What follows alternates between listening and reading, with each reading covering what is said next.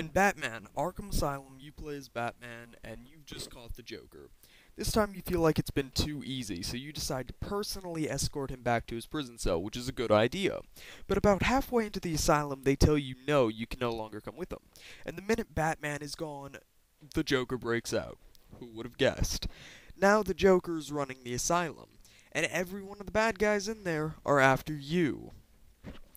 Now, it's Batman's job to not only save the same people who put their lives in danger, but also to stop the Joker. And with him being the uncorrupt superhero that he is, he's going to do it, and he's going to do it with a smile. So with that being said, let's move to gameplay.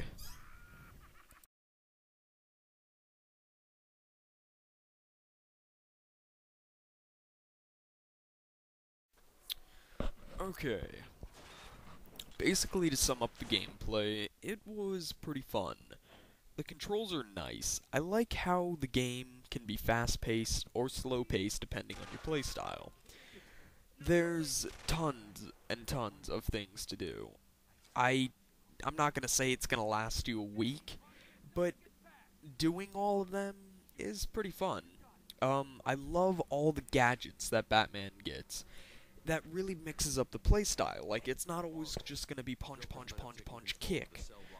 But I have to say, for most of the game, that's pretty much all it's gonna be.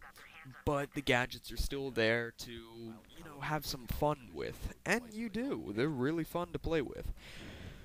Also, another thing I like is the Riddler challenges, which they can come in the form of just finding little hidden trophies, or actually solving riddles, which are pretty fun. Most of the riddles are easy, some can be a little bit more complicated. The ones I really liked were the ones that kind of had a reference to the old Batman villains, like Two-Face and Mr. Freeze, which was really awesome. Another thing I liked about the game was the Scarecrow. I'm not going to say too much, but I really don't know much about this guy. All I know is he's some creepy son of a bitch who has needles for fingers, and in those needles, they're filled with some type of hypnotic serum. And when you get into the Scarecrow levels, it's pretty fun. It changes the gameplay. Like, things are different. It doesn't seem the same. Like, I don't know how to describe it. It feels like a bad acid trip. That's what it feels like. So, basically, the gameplay was pretty fun.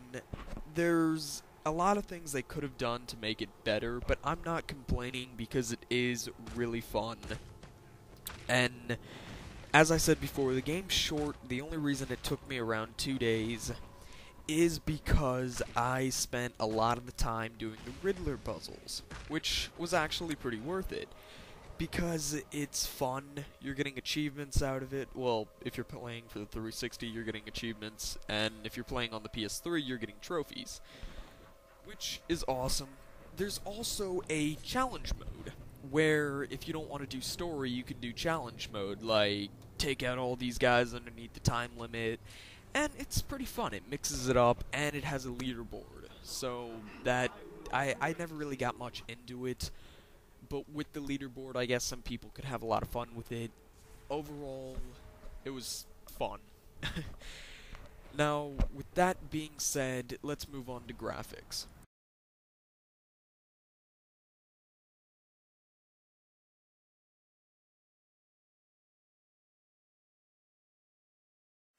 The graphics are actually really nice. They connect really well, and they're really well put together. My only complaint is, um, Batman and the good guys' faces. You never really see an expression on them. They're always kind of like bland, I guess you could say. But as for the villains and the environment, it all looks really nice. The cutscenes are great. It just looks great. And, when you do something badass, like if you jump from something or you do something, it looks really cool. Also, another feature I liked was, as you get into battle, like if you get hurt, you notice that your cape starts to get, like, messed up and scratched and all this awesome stuff. which was epic. I mean, I guess it's not that big of a thing, but I thought the fact that they put that much attention to detail was just awesome. It was good. That's all I can really say. Is the graphics are nice. They're really good looking. That's all I can really say. Is they're good. As I said before, the only thing I don't really like is the fact that all the good guys, like Batman, the soldiers, no, prison guards, and Commissioner Gordon and all of them, they don't really have an expression on their face. They're just kind of bland. Even when they're like screaming for help, they're just bland. But it makes up with the villains and the atmosphere, and it all really connects really well. So it's definitely getting some points for me for that.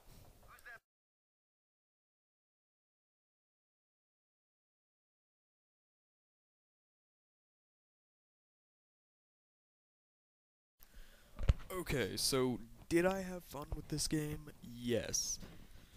Do I think you should buy it? It's up to you. Personally, in my opinion, I would buy it because it may not be a really long game, but it's a game I'd want to add to my collection because it was just that good. Now, if you don't have the money for it to buy it, rent it because this is definitely a game you want to play. You definitely want to play it, but if you can't buy it, rent it, somehow just play it. It's definitely worth the play, and it is getting huge scores in my book. This is the first time I've ever really said that this is like a must buy. I mean, I think I've said it in a few other reviews, but I mean, this is definitely a must buy. I got it from Gamefly, but I plan on going out and buying it, even though I've beaten it and did all the riddles and all that, but it was just that fun that I want to continue to play it and do it on different difficulties and do things differently. It was really fun, definitely a buy, and definitely a play, a must play. It was awesome. Alright, thank you. Good night.